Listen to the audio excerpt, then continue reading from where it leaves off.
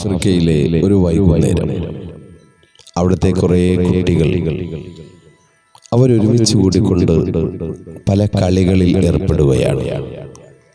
അതിലൊരു കളി ഇപ്രകാരമാണ്.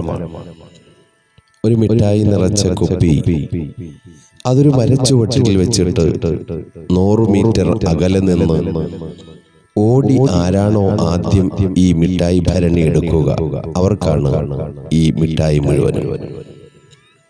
മത്സരത്തിന് വേണ്ടി ഫിസിലൂതുമ്പോൾ കുട്ടികളെല്ലാം സാധാരണ പോലെ ഓടി വരേണ്ടതുണ്ട്.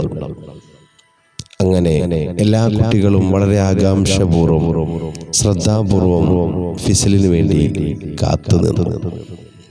കാണികളെ അത്ഭുതപ്പെടുത്തിക്കൊണ്ട് വളരെ ആശ്ചര്യപൂർവമായിരുന്നു, അത്ഭുതകരമായിരുന്നു ആ കുട്ടികളുടെ പ്രകടനം.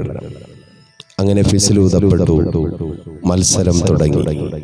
അതാ കുട്ടികളെല്ലാവരും കൂടി അവരുടെ കൈകൾ കോർത്തു പിടിച്ചുകൊണ്ട് ഒരേ രീതിയിൽ അവർ നടന്ന് ആ മരച്ചുവട്ടിലുള്ള കുപ്പിയുടെ അടുക്കലേക്ക് എത്തി. എല്ലാവരും ഒരുമിച്ച് കൂടി ആ ഭരണി, ആ മിഠായി ഭരണി സ്വന്തമാക്കി. അത്ഭുതത്തോടെ നോക്കി നിന്ന കാണികളോട് ആ കുട്ടികൾ പറഞ്ഞു, നമ്മളെല്ലാവരും വിജയിച്ചിരിക്കുന്നു. മത്സരങ്ങളൊക്കെ കൊള്ളാം, പക്ഷേ അതിലൊരു പ്രയാസമുണ്ട്. അഥവാ അതിലൊരാൾക്ക് വിജയിക്കുവാൻ സാധിക്കുകയുള്ളൂ. മറ്റുള്ളവരെ എല്ലാം വേദനിപ്പിച്ചുകൊണ്ട് ഒരാൾക്ക് മാത്രമേ സന്തോഷിക്കാൻ കഴിയുകയുള്ളൂ. അങ്ങനെ മറ്റുള്ളവരെ ദുഃഖിപ്പിച്ചുകൊണ്ട് പ്രയാസപ്പെടുത്തിക്കൊണ്ട് നമുക്ക് വിജയിക്കേണ്ടതില്ല, അത് നമ്മൾ ചെയ്യുകയില്ല എന്ന് ആ കുട്ടികൾ കാണികളോട് പറഞ്ഞു.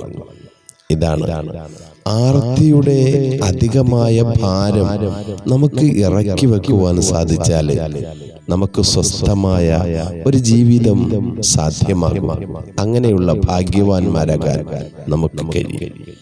കണ്ടിട്ടില്ലേ, പാടത്തേക്ക് പറന്നു വരുന്നതായ പക്ഷിക്കൂട്ടങ്ങൾ അന്നത്തെ അന്നത്തിന് വേണ്ടിയുള്ളത് മാത്രം എടുത്തുകൊണ്ട് അവകൾ തിരിച്ചു പോകുന്നു. അങ്ങനെയാണ് ചില ആൾക്കാർ. അവർക്ക് വേണ്ടിയത് മാത്രം എടുത്തുകൊണ്ട് മറ്റുള്ളവർക്ക് വേണ്ടി സേവനങ്ങൾ ചെയ്യുന്നവരാണ്.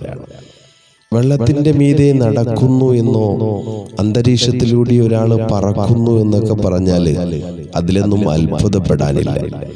ഒരു ഉണങ്ങിയതായ പുൽച്ചെടിക്കും ഒരു ചെറിയ കിളിക്കും സാധിക്കുന്ന കാര്യങ്ങളാണ് ഇതൊക്കെ. എന്നാൽ ജീവിതത്തിലെ അത്യാർത്ഥികളെ നിയന്ത്രിക്കുവാനും അസൂയയും അഹങ്കാരവും വെറുമൊക്കെ ജീവിതത്തിൽ നിന്നും അകറ്റുവാനും സാധിച്ചാൽ അതാണ് നമ്മുടെ ജീവിതത്തിലെ ഏറ്റവും വലിയ അത്ഭുതം.